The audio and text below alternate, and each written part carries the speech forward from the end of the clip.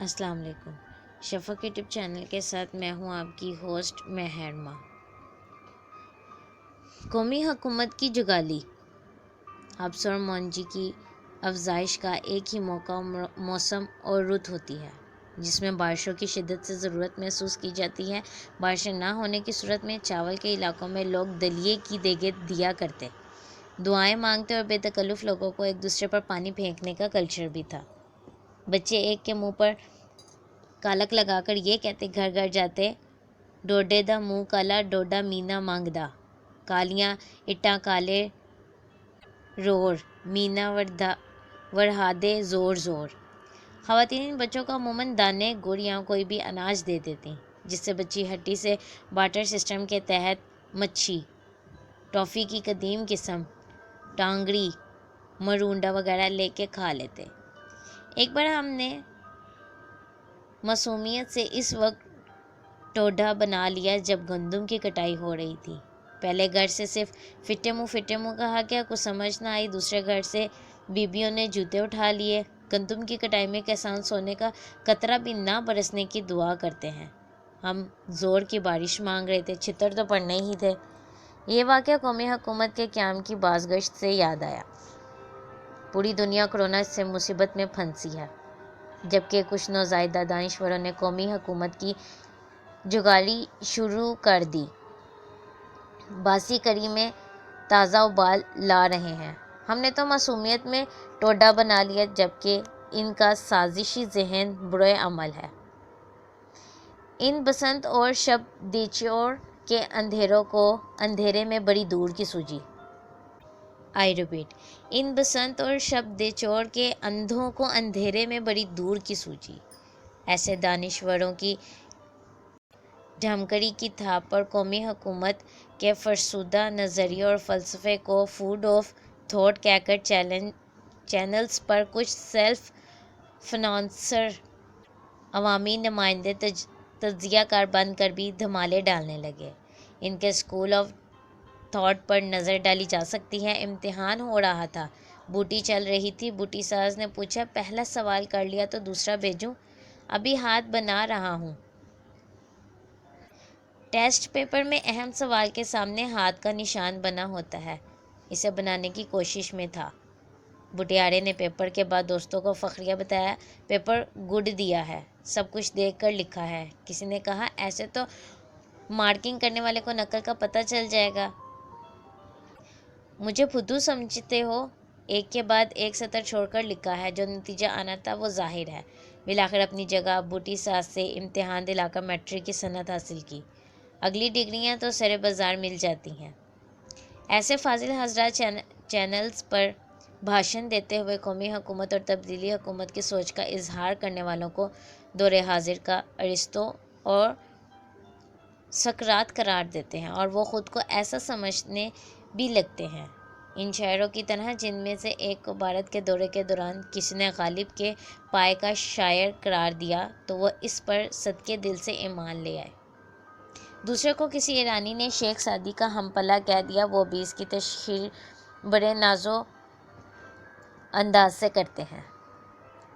دونوں تلوار بدل حریف بھی ہیں۔ قومی حکومت اور جمہوریت کا آپس میں کیا تعلق اور پھر ضرورت بھی کیا ہے؟ قومی حکومت کی اختراع ان اذہان ذکا کی پیداوار ہے جن کے لیے حکومت کا وجود اپنی عدم پذیرائی پر ناقابل برداشت ہے اور رہا ہے۔ 90 کی دہائی میں میاں نواز شریف اور بے نظیر بھٹو کے ننھے منھے جمہوری ادوار میں قومی حکومت کی صدائیں بلند ہوتی رہیں، اور پھر 2008 سے 2017 کے انتخابات تک بھی قومی حکومت کے قیام کی پکار سنائی دیتی رہی۔ مطالبہ ہر دور میں ایک ہی رہا، تاہم مطالبہ فگاں بدل جاتا ہے۔ سیاسی اور کچھ صحافتی حلقوں میں من پسند حکومت نہ ہونے پر بھوچال کی کیفیت ہوتی ہے، ایسی طرف جیسے کرلی کرتے تیل کی کڑاہی میں گر جائے۔ کچھ جید دانشوروں کو عمران خان کی شخصیت سے خدا واسطے کا ویر ہے۔ کسی بھی طریقے سے عمران خان کو چلتا کیا جائے، ان کی جگہ شہباز شریف آ جائے تو فبیہہ، شاہ محمود قریشی، اسد عمر بھی قابل قبول، فوج آ جائے تو بھی شہنائیاں تیار ہیں، اور پھر یہ موقع بھی کون سا ہے کہ حکومت تبدیل کی جائے یا قومی حکومت بنائی جائے۔ کورونا کی تباہ کاریاں جاری ہیں۔ ایسی کورونا سوچو پکار سے قافلے رکتے ہیں، نہ بد دعاؤں سے ڈھور ڈنگر مرتے ہیں۔ کورونا وائرس سے دنیا کی ہسٹری اور زندگی کی کیمسٹری بدل رہی ہے۔ عالمی منظرنامہ بھیانک تصویر پیش کر رہا ہے۔ دنیا بھر میں کورونا کی زد میں آنے والے مریض اور لاشیں سنبھل نہیں پا رہیں۔ باقی دنیا کی نسبت پاکستان میں صورتحال کم ہولناک ہے۔ حکومت نے لاک ڈاؤن میں تھوڑی سی نرمی کی تو ڈاکٹرز نے سخت وعید سنائی۔ ان کی نظر میں لاک ڈاؤن میں مزید سختی، مساجد اور کاروبار بند کرنے کی ضرورت ہے۔ وہ کہتے ہیں ہسپتال کم پڑ جائیں گے، مریضوں کا سڑکوں پر علاج کرنا پڑے گا۔ کچھ مذہبی حلقے مساجد مکمل کھولنے پر اصرار کر رہے ہیں۔ حکومت 20 نکات پر عمل کرنے پر زور دے رہی ہے۔ وزیر اعظم کہتے ہیں اگر ان نکات کی خلاف ورزی کی گئی تو مساجد بند کرنا پڑیں گی۔ اس سے مساجد یقیناً آباد رہیں گی۔ حکومت کے سامنے کورونا کے تدارک کے ساتھ لوگوں کو لاک ڈاؤن کی سختیوں کے جان لیوا اثرات سے بچانا بھی ہے۔ حکومت ہے وسیلہ لوگوں کی مدد کر رہی ہے، سپلائی لائن ٹوٹنے نہیں دی۔ بدتر حالات کا مقابلہ کرنے کے لیے گھر گھر راشن پہنچانے کے انتظامات کر دیے گئے ہیں۔ ٹائیگر فورس کو معاوضہ دیا جائے گا، نہ کوئی مراعات ملیں گی۔ قومی حکومت پر زور دینے والے ٹائیگر فورس کا حصہ بنیں، بلکہ ان کے پروردگان وزیر اعظم کے ریلیف فنڈ میں حصہ ڈالیں۔ اس فنڈ میں ایک روز کے وزیر اعظم کی ٹیلی تھون میں 3 ارب روپے جمع ہو گئے۔ کورونا سے زیادہ انسانی المیہ غربت پیدا کر سکتی ہے۔ بھوک، غربت، مفلسی انسان کو کفر تک پہنچا دیتی ہے۔ اس سے احساس معدوم انسانی جذبے مر جاتے ہیں۔ انسان ایک دوسرے تک کو کھانے پر آمادہ ہو جاتا ہے، رشتوں کا تقدس کھو جاتا ہے اور غیرت تک سو جاتی ہے۔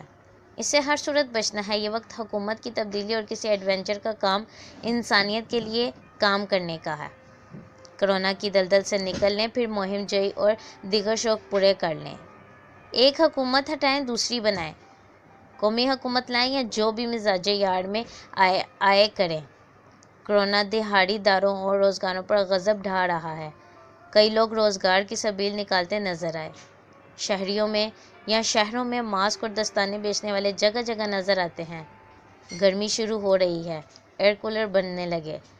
کئی نے اپنے بند دکانوں کے سامنے جالی بنانا شروع کر دی۔ کئی سبزی اور فروٹ بیچ رہے ہیں۔ ایک نیک نیت بے روزگار ہوئے نوجوان کے رابطہ کرنے پر اسے ایسا ہی کوئی کام کرنے کی ترغیب دی۔ اس نے کہا، چھابری ریڑھی نہیں لگا سکتا۔ آپ کینیڈا والے وائس صاحب سے بات کریں۔